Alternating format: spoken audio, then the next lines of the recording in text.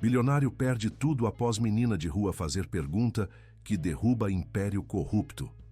Uma simples oração de Júlia, de 9 anos, expõe uma rede de tráfico de crianças que abala as estruturas do poder.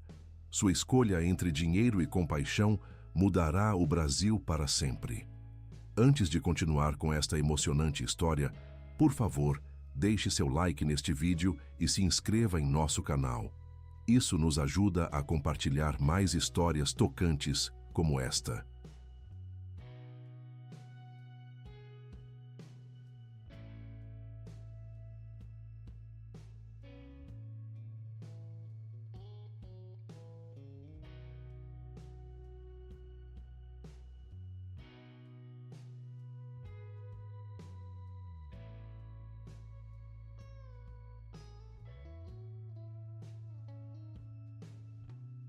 Não se esqueça de comentar de qual cidade você está assistindo. Adoro saber que minhas histórias chegam a tantos lugares diferentes. O calor sufocante de Belém pesava sobre a Praça Batista Campos naquela manhã de sábado. Mesmo sob a sombra das mangueiras centenárias, Gustavo Almeida suava em seu terno italiano.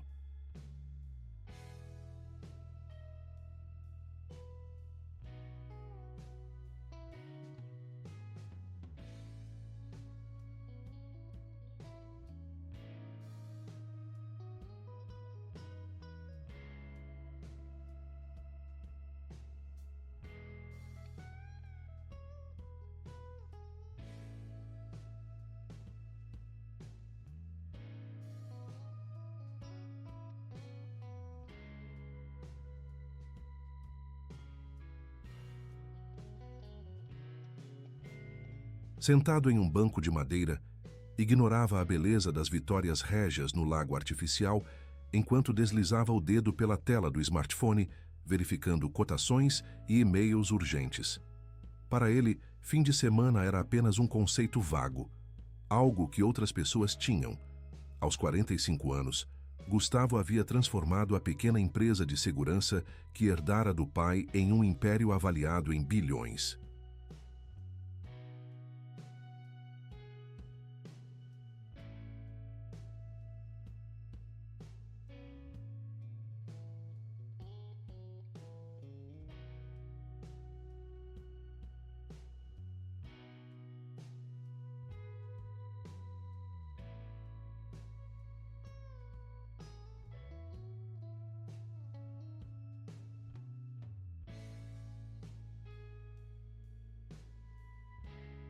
A Almeida Segurança era líder no norte do país, com contratos que iam desde residências de luxo até instalações governamentais.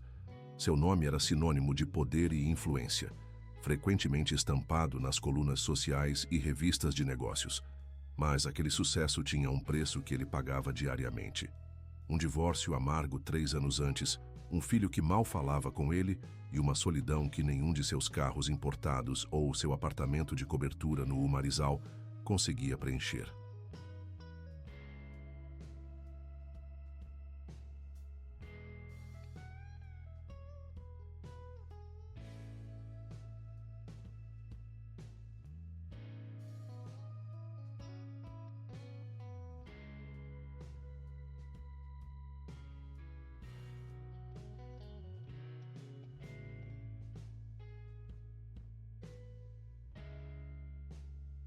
Gustavo havia se tornado especialista em ignorar esse vazio, até aquele momento.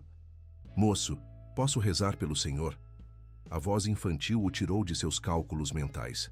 Erguendo os olhos, viu uma menina de aproximadamente 9 anos, descalça, usando um vestido desbotado pelo menos 2 números maior que o necessário. Seus cabelos cacheados estavam presos em 2 Marias Chiquinhas desiguais, e o rosto, apesar de sujo, exibia uma serenidade desconcertante.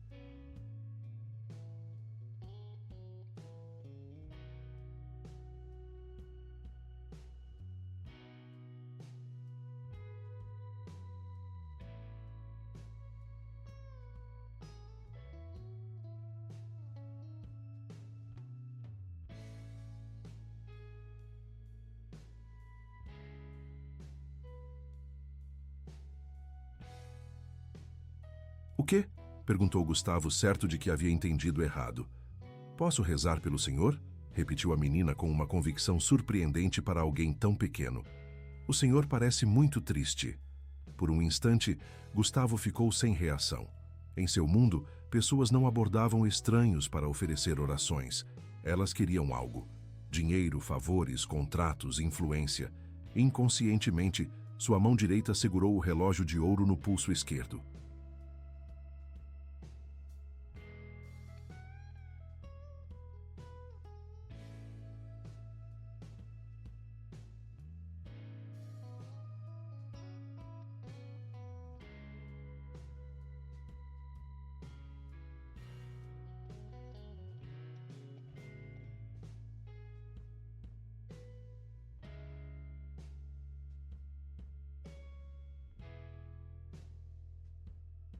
Não estou triste, respondeu secamente.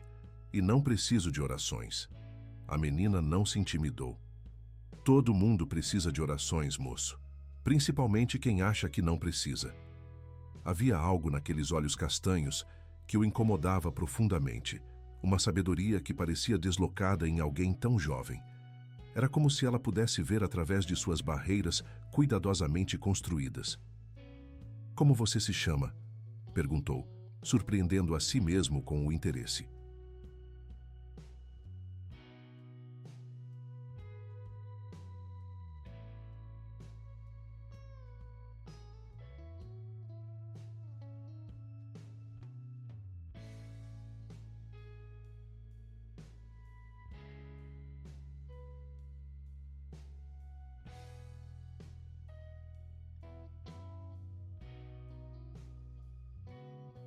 Júlia Santos, respondeu ela sorrindo e revelando a falta de um dente da frente. E o senhor? Gustavo, respondeu, omitindo o sobrenome que abriria portas em qualquer lugar da cidade. Então, posso rezar pelo senhor, seu Gustavo? Algo na simplicidade daquela pergunta penetrou em anos de ceticismo.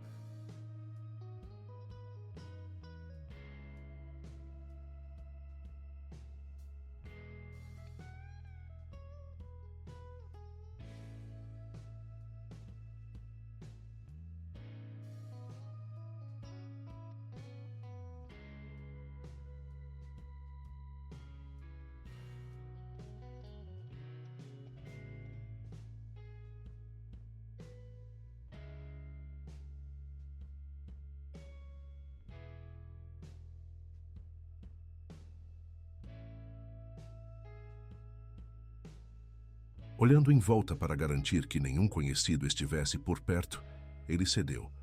Tudo bem. Sem hesitar, Júlia fechou os olhos, juntou as mãozinhas em frente ao peito e começou. Querido Deus, por favor, ajuda o seu Gustavo a sorrir mais. Ele tem tudo o que precisa por fora, mas acho que está faltando alguma coisa dentro dele. Faz o coração dele ficar quentinho de novo. Amém. Quando ela abriu os olhos, sorriu como se tivesse realizado a tarefa mais importante do dia.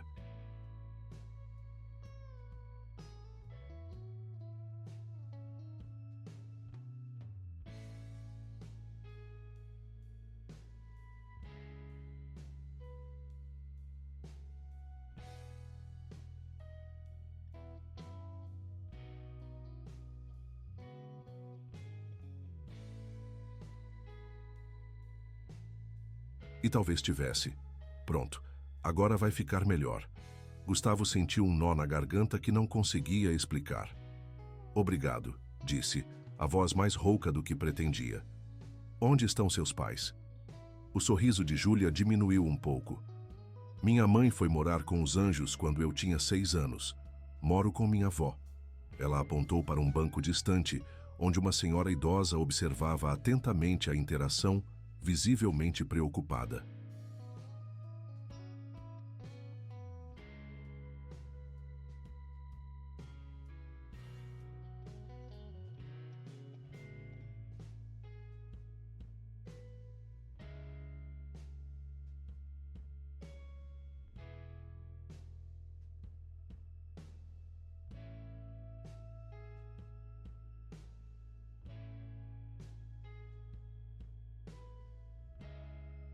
Mesmo à distância, Gustavo notou o cansaço em sua postura e as roupas tão gastas quanto as da neta. E seu pai? Júlia deu de ombros. Nunca conheci. Vocês moram por aqui perto? Perguntou, já suspeitando da resposta. A gente morava perto do Ver-o-Peso, mas tivemos que sair. Agora a gente fica no abrigo da pedreira quando tem vaga. Quando não tem... Ela deixou a frase inacabada, como se aquela realidade fosse normal demais para precisar de explicação.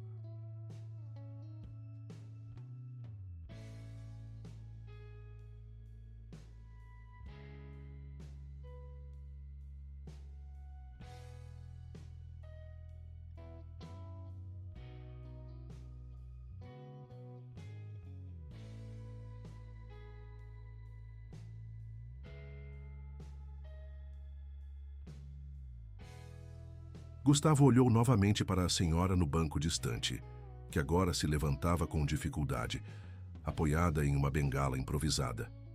Em qualquer outro dia, ele teria dado algum dinheiro à menina e seguido seu caminho, aliviando momentaneamente sua consciência sem se envolver. Mas hoje, por alguma razão que não conseguia nomear, fez algo diferente. "Espere aqui", disse a Júlia e caminhou em direção à avó.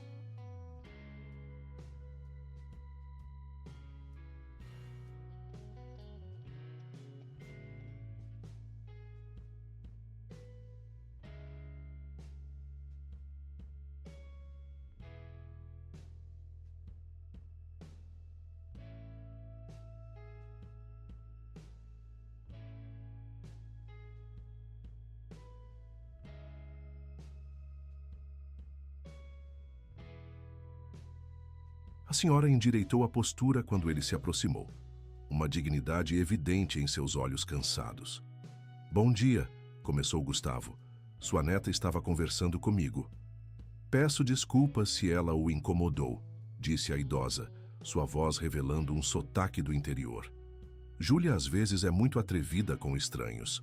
"Não foi incômodo algum", respondeu, surpreso com a própria sinceridade. "Meu nome é Gustavo Almeida." O reconhecimento lampejou nos olhos da mulher ao ouvir o sobrenome famoso.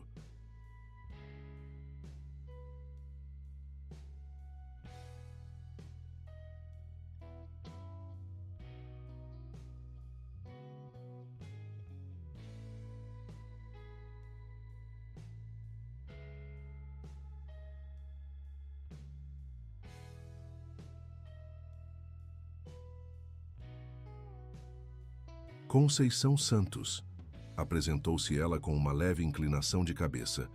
"Estávamos de saída." "Júlia me contou que vocês estão com dificuldades de moradia", disse Gustavo, indo direto ao ponto. Dona Conceição endureceu o olhar. "Passamos por algumas dificuldades, sim, mas não precisamos de caridade." Júlia se aproximou nesse momento, pegando a mão da avó. O contraste entre a dignidade da idosa e a situação precária em que se encontravam causou em Gustavo uma inquietação incomum.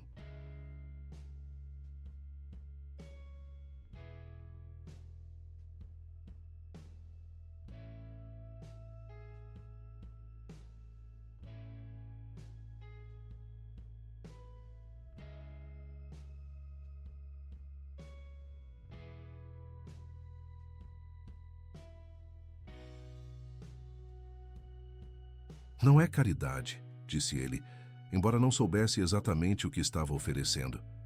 "Tenho um apartamento com quartos de hóspedes que nunca são usados. Vocês poderiam ficar lá até encontrarem uma solução mais permanente." As palavras saíram de sua boca antes que pudesse pensar nas implicações.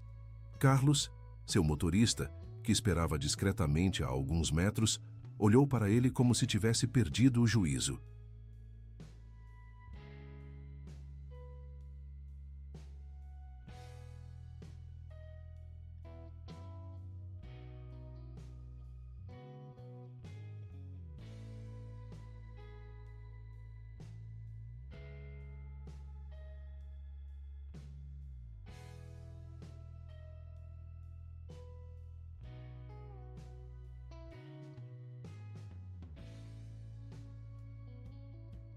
Por que o senhor faria isso por nós?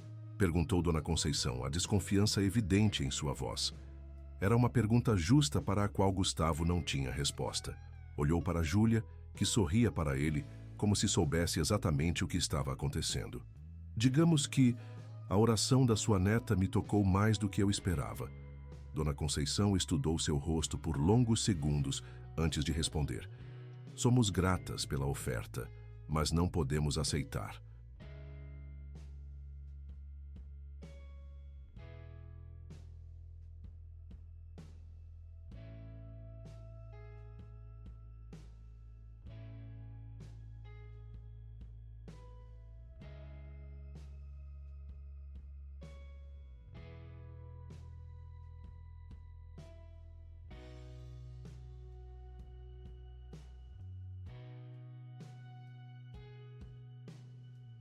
Não conhecemos o senhor.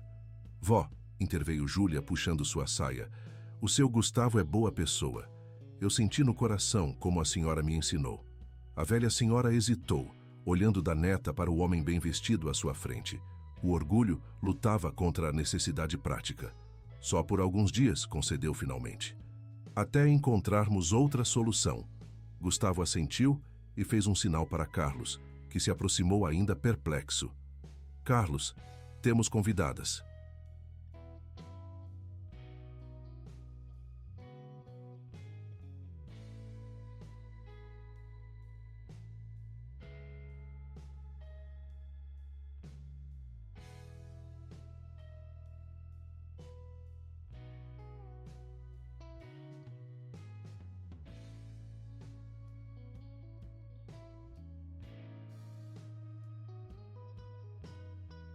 Por favor, ajude Dona Conceição a entrar no carro. Enquanto o motorista, recuperando-se da surpresa, gentilmente assistia à idosa, Júlia olhou para Gustavo com uma expressão quase cúmplice. Viu só? A oração já está funcionando, sussurrou ela. E de alguma forma inexplicável, naquele momento abafado em uma praça de Belém, Gustavo Almeida, o homem que havia construído um império sobre cálculos precisos e decisões frias, sentiu que algo fundamental estava mudando em sua vida.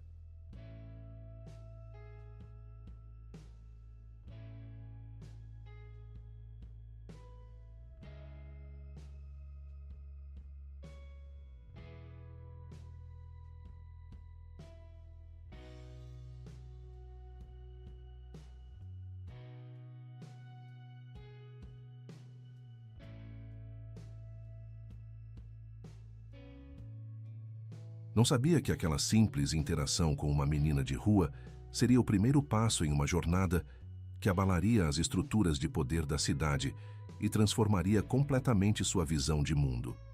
Era apenas o começo. O elevador espelhado subia silenciosamente para a cobertura do edifício Mirante do Rio, um dos mais luxuosos condomínios de Belém.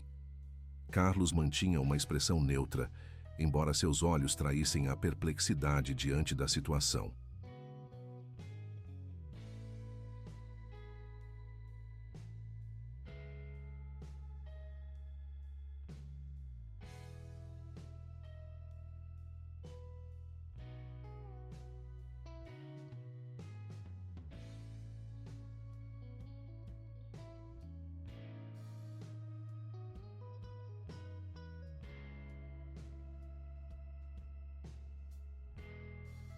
No reflexo, Gustavo podia ver Júlia olhando maravilhada para os botões iluminados, enquanto Dona Conceição permanecia ereta, agarrada firmemente à sua sacola de pertences, como se temesse que alguém pudesse tomá-la. Quando as portas se abriram diretamente para o hall de entrada do apartamento, Júlia soltou uma exclamação de espanto. Vó, olha só!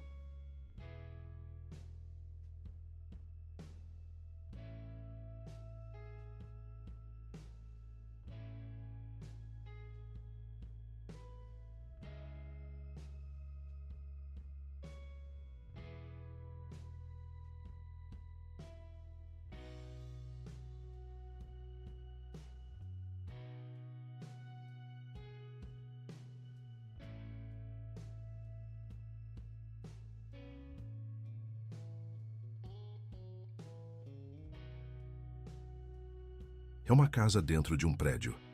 O apartamento de 400 metros quadrados ocupava todo o último andar, com janelas do chão ao teto, oferecendo uma vista panorâmica da cidade e do rio Guamá. A decoração minimalista em tons de cinza e branco, escolhida por um designer renomado, nunca havia parecido tão fria e impessoal a Gustavo como naquele momento, observando a reação das visitantes.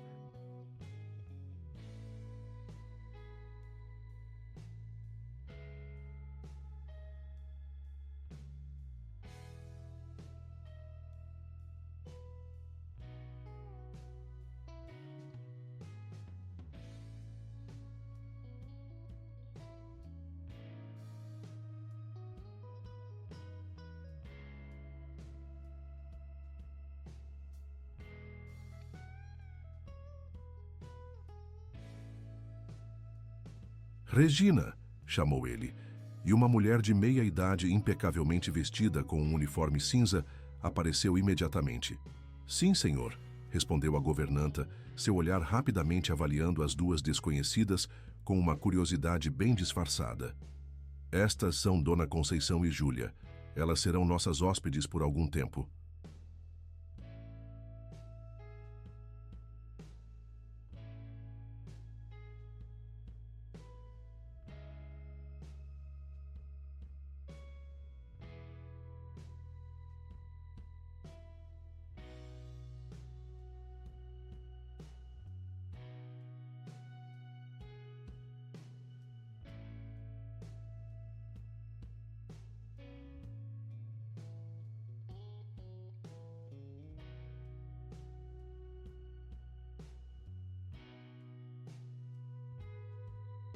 Por favor, prepare os quartos da ala leste e avise Dona Teresa que teremos mais 2 pessoas para as refeições. Regina assentiu profissionalmente, embora uma rápida sobrancelha erguida denunciasse sua surpresa. Imediatamente, senhor. Deseja um lanche enquanto os quartos são preparados? Antes que Dona Conceição pudesse recusar, Júlia respondeu: Sim, por favor.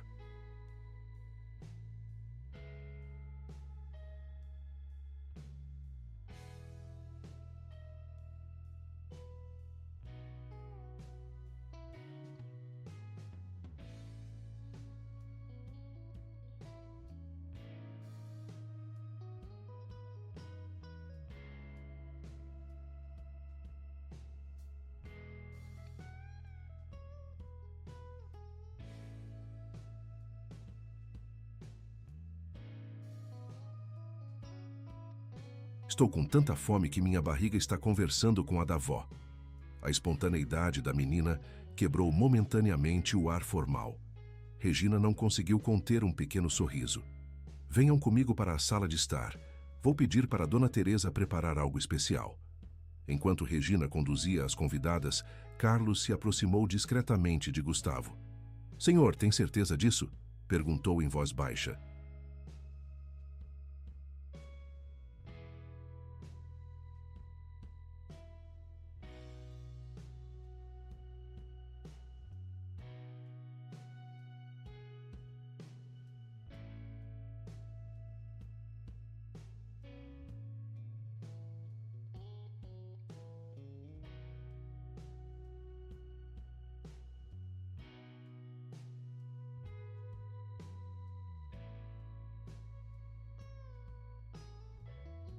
Não sabemos nada sobre essas pessoas.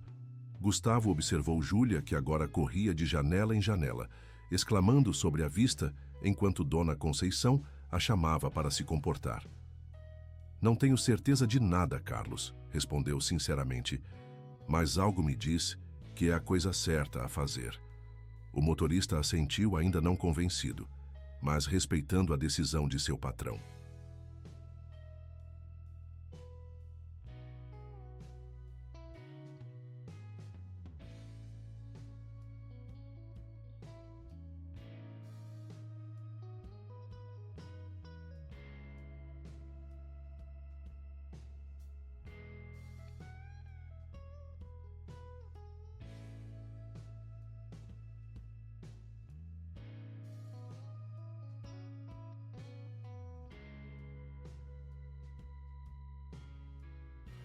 Na sala de estar, Júlia já havia se acomodado no imenso sofá branco, seus pés sujos contrastando com o tecido imaculado.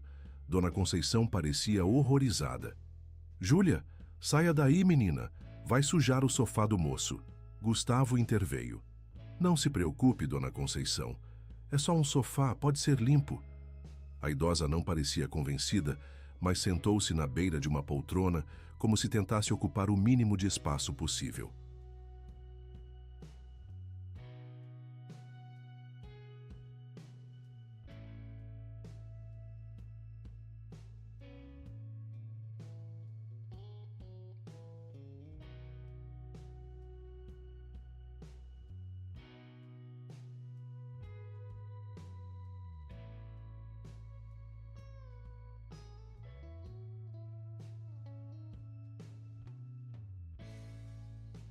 Gustavo nunca havia percebido como sua casa podia parecer intimidante para alguém de fora. Dona Teresa, a cozinheira, apareceu pouco depois com uma bandeja de sanduíches, sucos e frutas. Era uma senhora robusta, com cabelos grisalhos e um sorriso acolhedor que contrastava com a formalidade do ambiente. "Olá, pequena", disse ela para Júlia. "Espero que goste de sanduíche de queijo e presunto. Fiz suco de cupuaçu também, fresquinho." Os olhos de Júlia se iluminaram.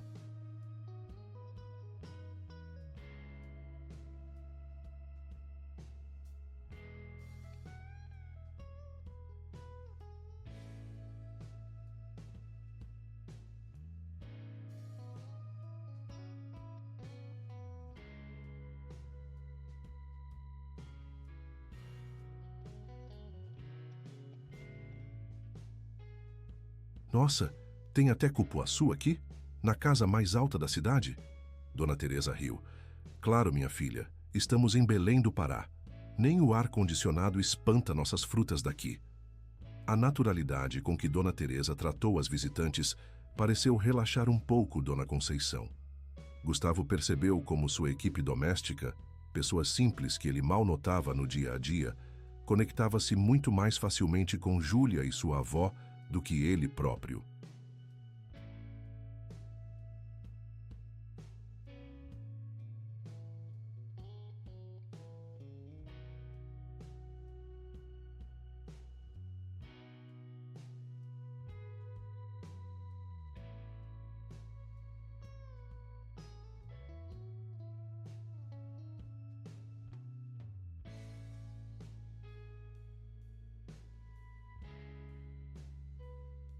Enquanto as duas comiam, Júlia com apetite voraz e Dona Conceição ainda com hesitação, Gustavo se permitiu observá-las mais atentamente. As mãos da idosa eram calejadas e nodosas, marcadas por décadas de trabalho duro. Júlia, apesar da magreza, tinha uma vivacidade nos olhos que contrastava com sua situação. De repente, sentiu-se desconfortável com o absurdo contraste entre seu estilo de vida e o delas.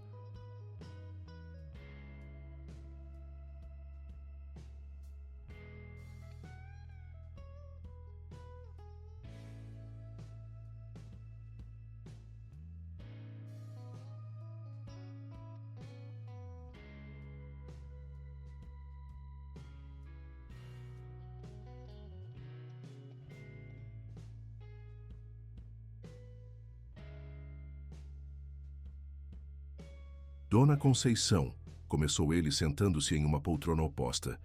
"Se não se importa, gostaria de saber mais sobre vocês." Júlia mencionou que moravam perto do Ver-o-Peso. A idosa engoliu um pedaço de sanduíche antes de responder. "Tínhamos um quartinho alugado nos fundos de uma casa na Cidade Velha. Eu vendia ervas medicinais na feira, como fiz a vida toda no interior."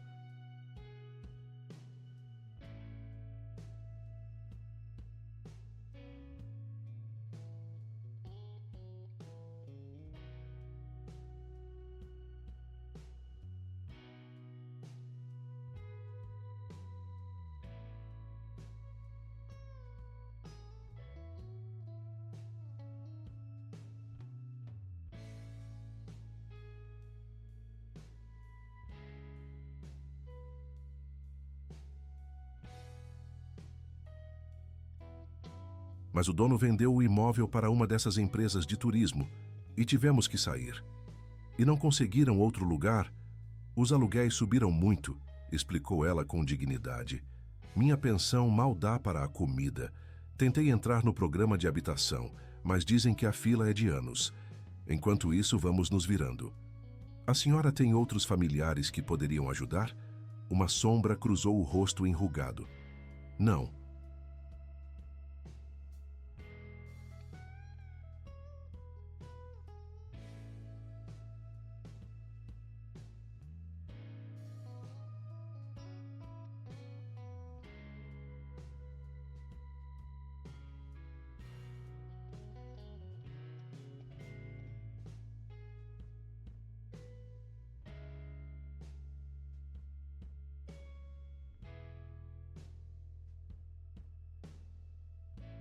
Só tenho Júlia no mundo, desde que minha filha partiu.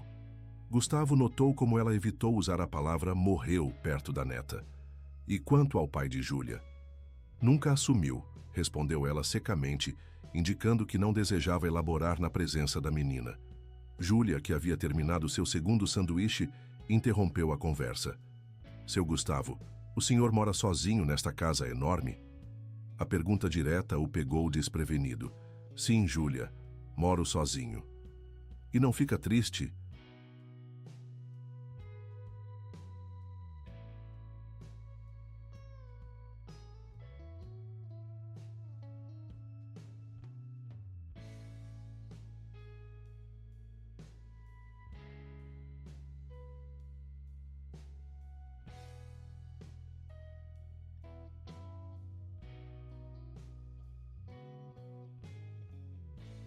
Eu ficaria muito triste se morasse sozinha numa casa tão grande. Dona Conceição repreendeu. Júlia, não seja intrometida. Mas Gustavo sorriu levemente. Não tem problema. Na verdade, Júlia, às vezes fico sim, mas estou sempre ocupado com o trabalho. Então não tenho muito tempo para pensar nisso.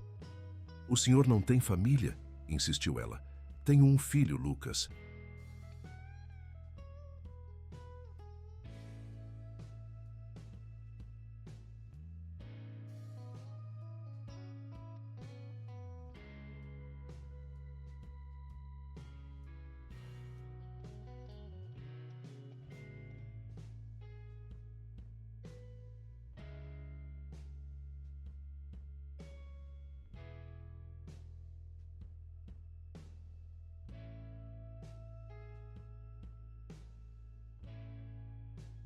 Ele tem 15 anos e mora com a mãe em São Paulo.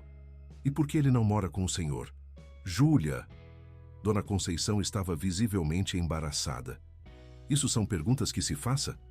Nos separamos há alguns anos, respondeu Gustavo, surpreendendo-se com sua própria sinceridade. Ele vem me visitar nas férias, às vezes. Mas isso é muito pouco, declarou Júlia com a sabedoria simplista das crianças.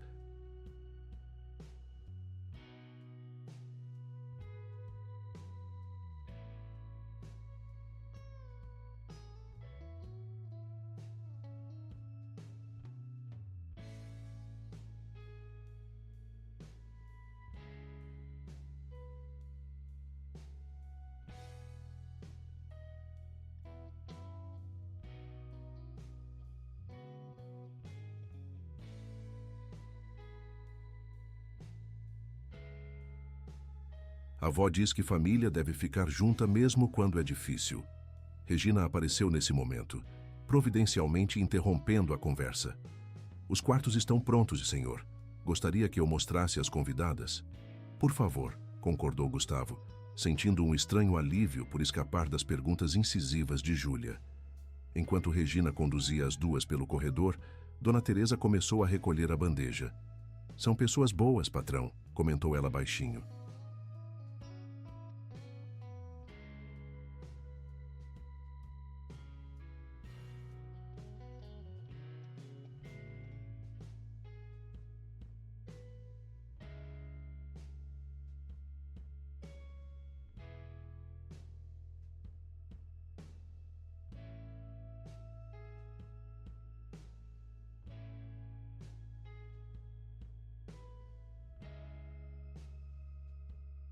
A menina tem um coração puro. Lembra-me da minha neta. Gustavo assentiu, ainda processando a estranha cadeia de eventos que havia trazido aquelas duas pessoas para sua casa.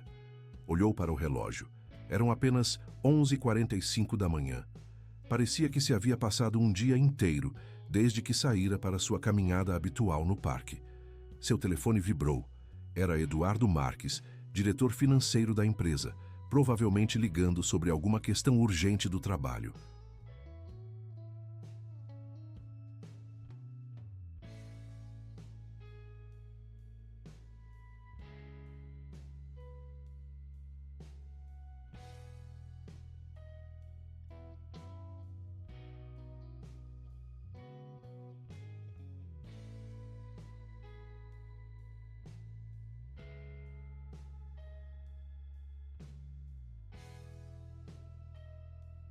Normalmente, Gustavo atenderia imediatamente, mas hoje, pela primeira vez em muito tempo, deixou a chamada ir para a caixa postal. Caminhou até a varanda e contemplou a cidade que se estendia abaixo, o rio serpenteando ao longe, as palafitas nas áreas mais baixas, contrastando com os prédios modernos do centro. Belém era uma cidade de contrastes brutais, algo que ele, do alto de sua cobertura, raramente se permitia observar.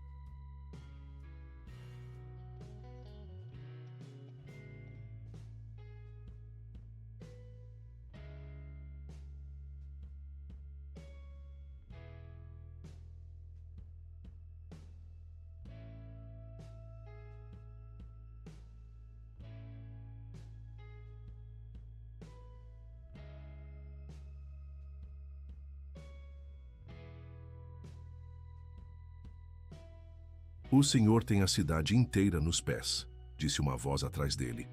Era Júlia que havia voltado silenciosamente. É apenas uma vista, Júlia. Não, é mais que isso, respondeu ela com uma seriedade surpreendente. A avó diz que quem está no alto tem que cuidar de quem está embaixo, porque Deus vê tudo de cima. O senhor deve ser muito importante para morar tão alto assim. Gustavo não soube o que responder. As palavras simples da menina carregavam um peso que o incomodava profundamente.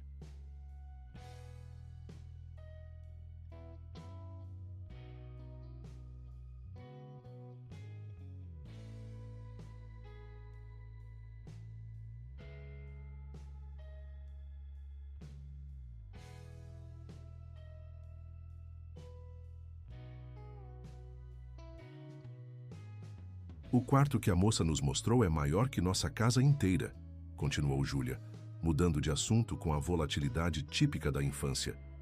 E tem uma banheira que parece uma piscina pequena. A senhora Regina disse que posso tomar banho lá. Fique à vontade, respondeu ele sorrindo diante do entusiasmo dela. Considere-se em casa. Júlia sorriu, revelando novamente o espaço do dente perdido. Obrigada, seu Gustavo.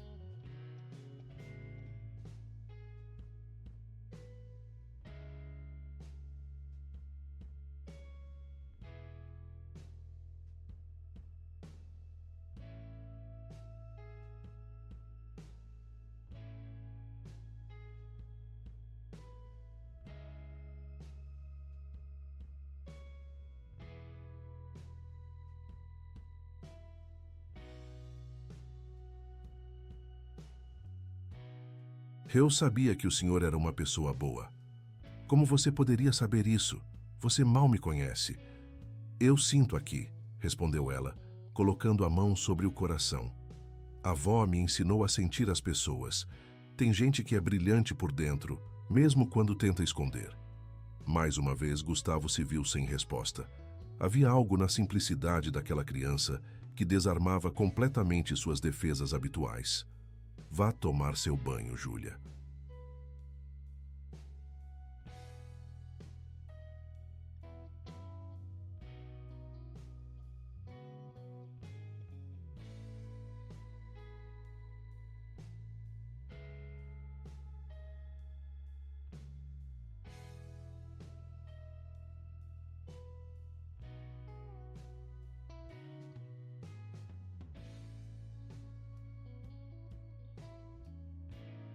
Depois podemos conversar mais.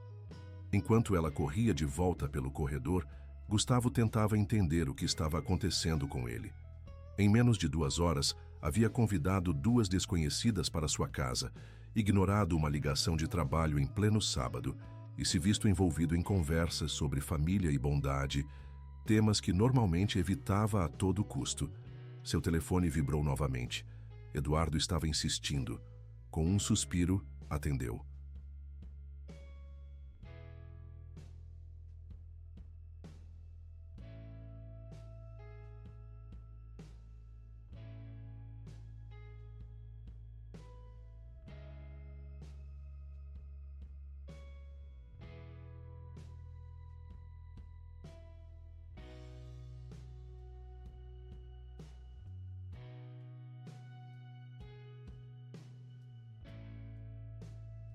Gustavo, desculpe incomodar no sábado, mas precisamos falar sobre o contrato da Fundação Futuro Seguro. Houve algumas complicações. Que tipo de complicações, Eduardo? Prefiro não discutir por telefone. Podemos nos encontrar hoje à tarde? Algo no tom de Eduardo o deixou alerta. A Fundação Futuro Seguro era um de seus clientes mais recentes, uma organização que administrava abrigos para crianças carentes em vários estados do norte.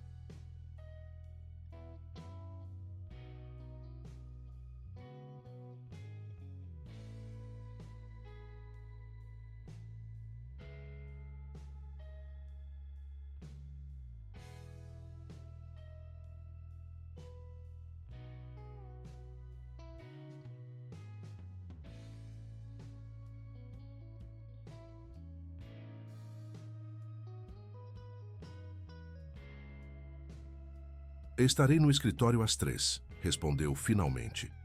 Ao desligar, Gustavo não podia imaginar que aquela conversa seria a próxima peça de um quebra-cabeça que começava a se formar. Um quebra-cabeça cujo centro era uma pequena oração em um parque de Belém. Uma semana se passou desde que Júlia e Dona Conceição haviam chegado ao apartamento de Gustavo.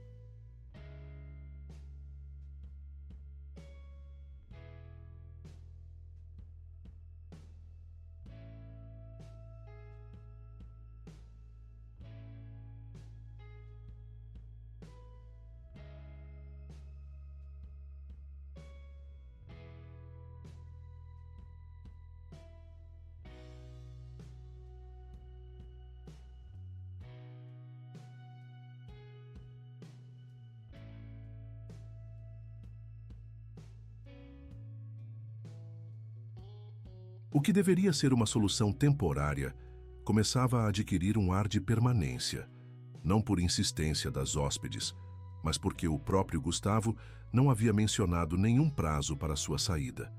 A presença delas havia transformado completamente a atmosfera do lugar. O apartamento, antes silencioso e impecavelmente organizado, agora ocasionalmente ecoava com as risadas de Júlia.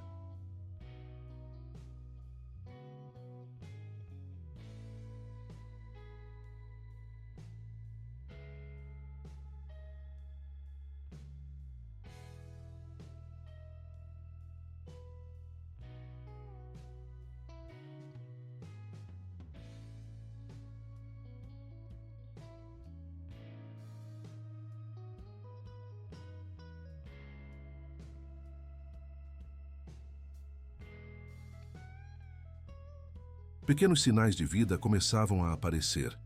Um desenho colorido preso na geladeira com ímãs, flores frescas, que Dona Conceição insistia em comprar com seu próprio dinheiro para pagar a hospedagem, o aroma de ervas que a idosa usava para preparar chás medicinais. Mais surpreendente ainda era a mudança no próprio Gustavo. Pela primeira vez em anos, ele havia chegado em casa antes das 8 da noite por 5 dias seguidos.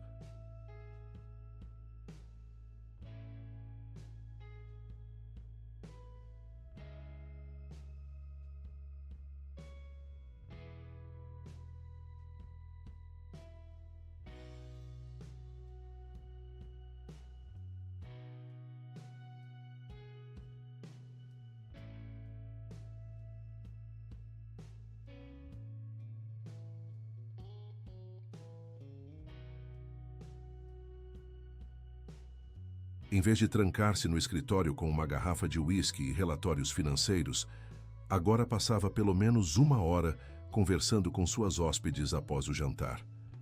Regina, Carlos e Dona Teresa notaram a mudança com um misto de surpresa e aprovação.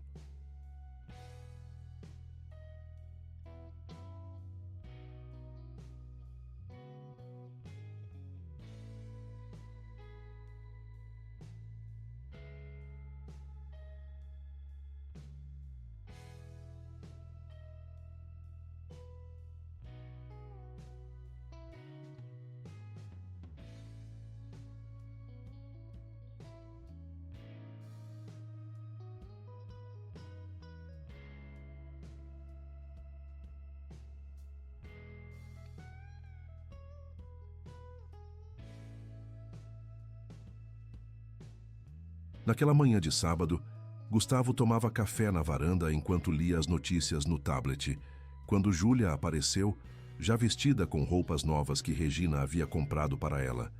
Jeans, camiseta colorida e tênis que ela ainda usava com certo desconforto, acostumada que estava a andar descalça. "Bom dia, seu Gustavo", exclamou ela, sentando-se na cadeira ao lado. "O senhor vai trabalhar hoje também?" Gustavo sorriu levemente. As perguntas diretas de Júlia já não o incomodavam tanto.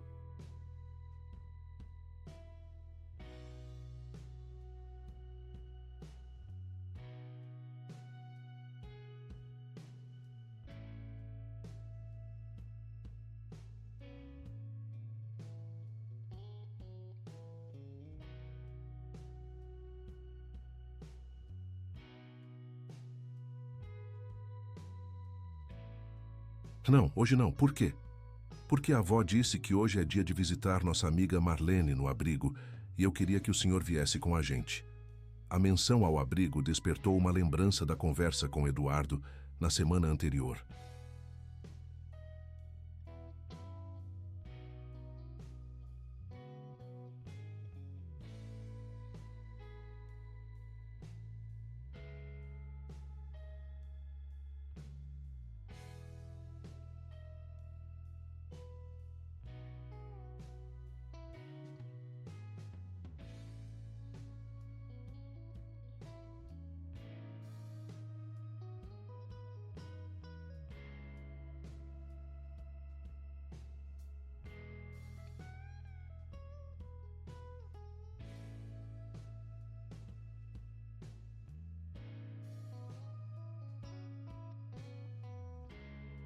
A reunião havia sido estranha.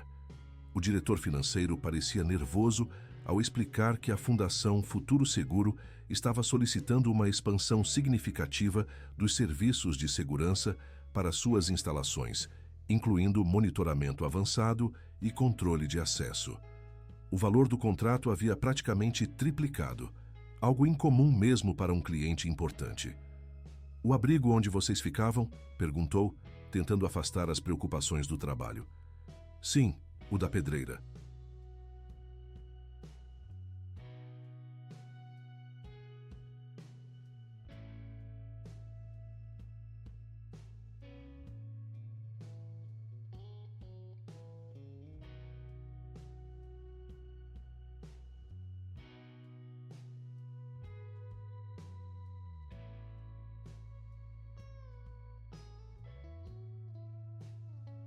"A Marlene é minha amiga. Ela tem 7 anos e está lá porque a mãe dela está doente no hospital. Eu prometi que ia visitar e a avó disse que podíamos levar algumas coisas para as crianças de lá." Gustavo hesitou. Visitar um abrigo para crianças carentes não estava exatamente em seus planos para o final de semana. Mas a expressão esperançosa de Júlia era difícil de recusar. Sua avó já está pronta? Está terminando de arrumar o cabelo.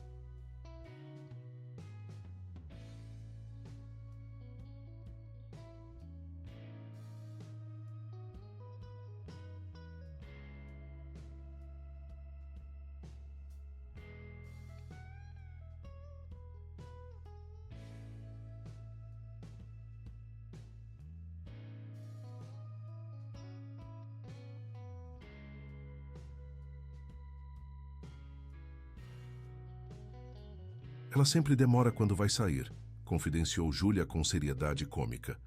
20 minutos depois, os três estavam no carro, com Carlos dirigindo.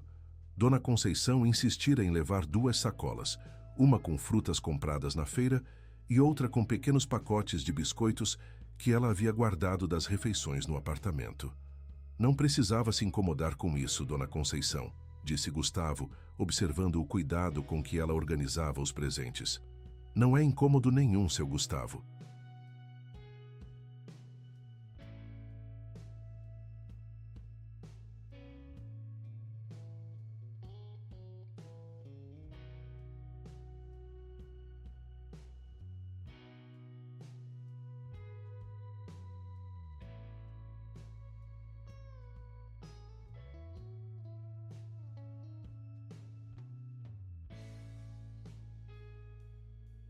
A gente precisa retribuir as bênçãos que recebe. Aquelas crianças têm tão pouco. O caminho para o bairro da Pedreira revelou uma Belém muito diferente da que Gustavo costumava frequentar. As ruas se tornavam mais estreitas e menos cuidadas, as casas mais simples. Carlos dirigia com atenção redobrada, claramente desconfortável, em levar o carro de luxo para aquela área. O Abrigo Esperança ocupava uma casa antiga, de 2 andares, com paredes descascadas que já foram amarelas.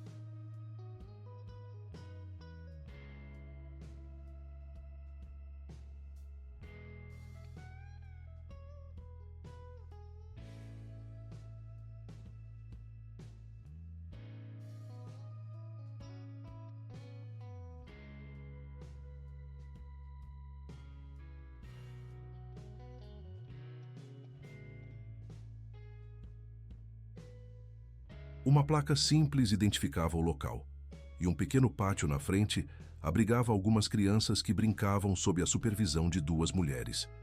Quando saíram do carro, as crianças pararam imediatamente o que faziam, olhando com curiosidade para os visitantes, especialmente para Gustavo, que destoava completamente do ambiente com sua camisa polo de marca e sapatos italianos.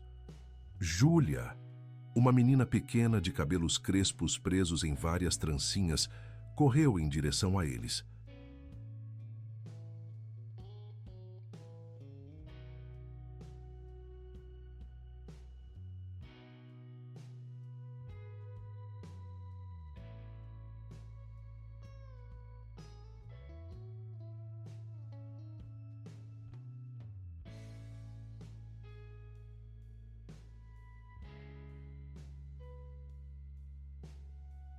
Marlene, Júlia abraçou a amiga com entusiasmo.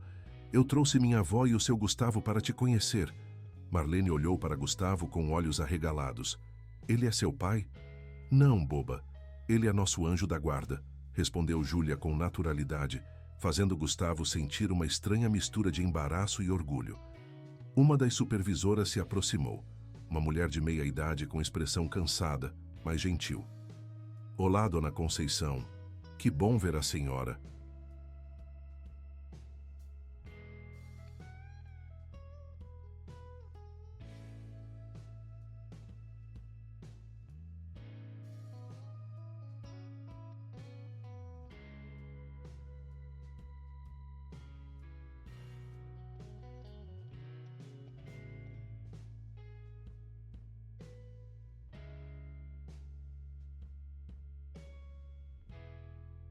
Sentimos sua falta por aqui. Olá, Dona Marta. Viemos fazer uma visita e trouxemos algumas coisinhas para as crianças. Enquanto Dona Conceição entregava as sacolas e Júlia apresentava Marlene a Gustavo, a porta do abrigo se abriu e um homem de terno saiu, seguido pela diretora. Uma mulher alta com cabelos grisalhos presos em um coque severo. Gustavo reconheceu o homem imediatamente e sentiu um calafrio percorrer sua espinha.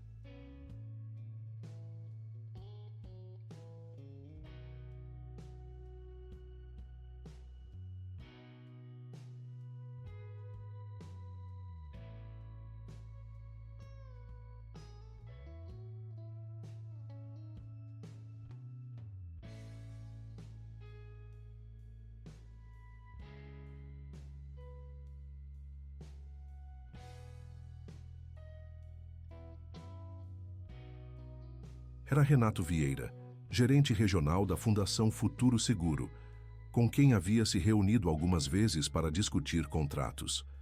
Os olhares de ambos se cruzaram e Vieira pareceu momentaneamente desconcertado antes de compor uma expressão profissional e se aproximar. Senhor Almeida, que surpresa encontrá-lo aqui. Senhor Vieira, respondeu Gustavo com um aceno. Não sabia que a fundação administrava este abrigo. Ah, sim, assumimos a gestão há cerca de 8 meses.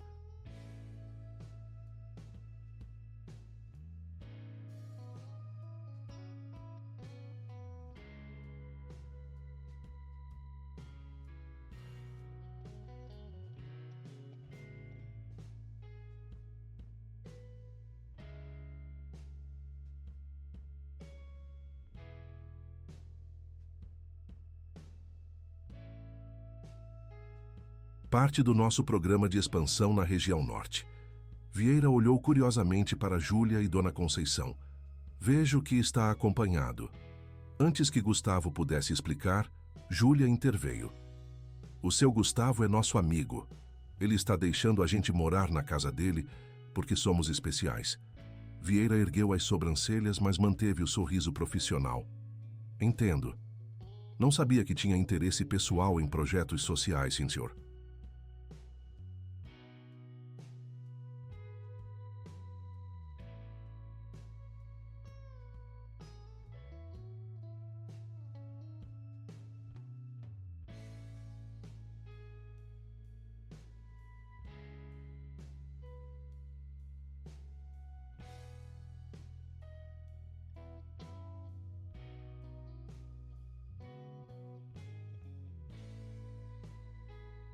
Almeida. É um desenvolvimento recente, respondeu Gustavo secamente. A diretora, que observava a conversa com expressão neutra, finalmente se manifestou. Senhor Vieira, precisamos continuar nossa reunião. O senhor mencionou que tinha outro compromisso em breve. Claro, doutora Paula. Senhor Almeida, foi um prazer vê-lo.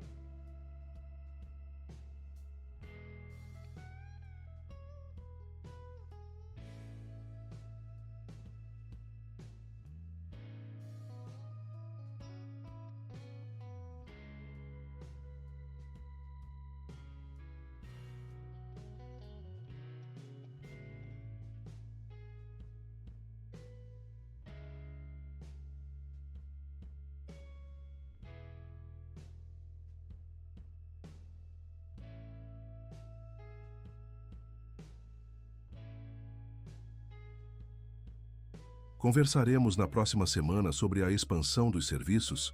Certamente. Quando Vieira e a diretora voltaram para dentro, Gustavo notou algo estranho. As crianças que brincavam animadamente antes haviam ficado subitamente quietas durante toda a interação.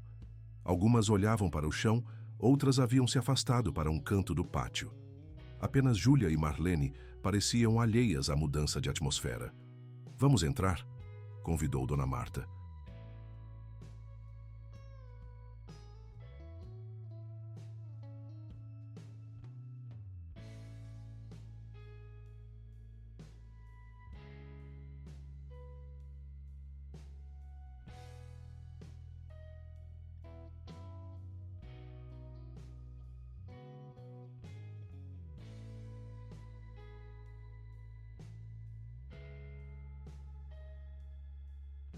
As crianças adorariam mostrar o abrigo para vocês. O interior do abrigo era limpo, mas visivelmente desgastado. Paredes com pintura antiga, móveis doados de diferentes épocas e estilos, brinquedos bem usados organizados em caixas. No entanto, havia um esforço evidente para tornar o ambiente acolhedor. Desenhos coloridos nas paredes, cortinas alegres nas janelas, plantas em vasos improvisados.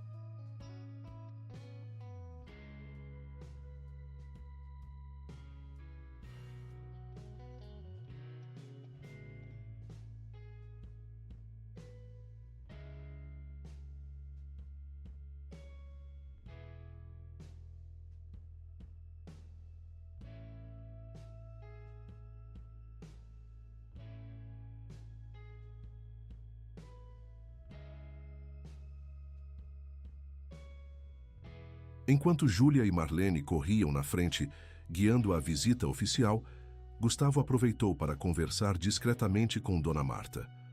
Há quanto tempo trabalha aqui? Quase 10 anos, respondeu ela. Comecei como voluntária quando ainda trabalhava como professora. Depois que me aposentei, passei a vir todos os dias. E como tem sido desde que a Fundação Futuro Seguro assumiu a gestão? Dona Marta hesitou, olhando em volta como se verificasse se alguém estava ouvindo.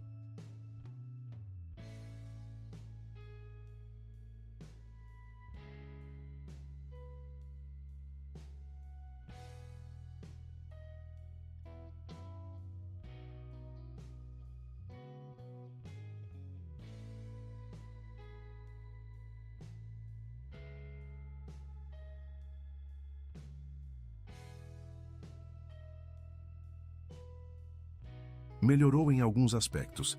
Temos mais recursos agora, refeições mais regulares. Mas, incentivou Gustavo, algumas coisas são diferentes. A seleção das crianças que ficam, por exemplo. Antes acolhíamos qualquer criança em necessidade. Agora há uma triagem rigorosa e algumas crianças são transferidas para outros abrigos da rede sem muita explicação. Gustavo sentiu um peso no estômago. Que tipo de crianças são transferidas?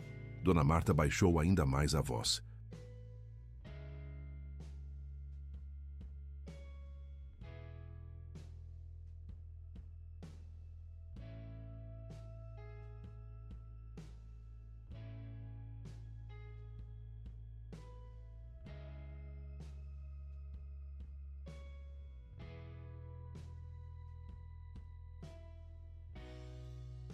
Geralmente as mais saudáveis, as mais bonitas ou as que têm algum talento especial.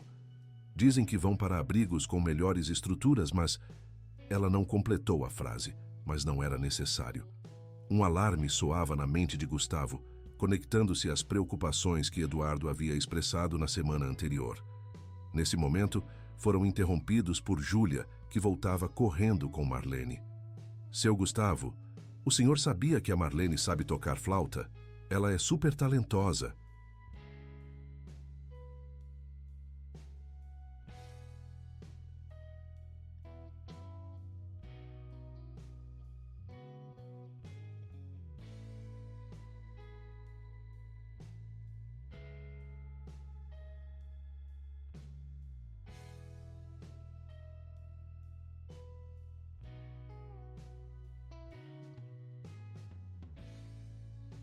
Mostra para ele, Marlene. A menina mais tímida que Júlia balançou a cabeça negativamente. Não posso. A doutora Paula guardou todas as flautas depois que o homem veio ouvir a gente tocar. Que homem? Perguntou Júlia. Um homem importante que veio com o Sr. Vieira semana passada. Ele ficou me olhando tocar por muito tempo. Depois ouvi ele dizer que eu tinha potencial de mercado.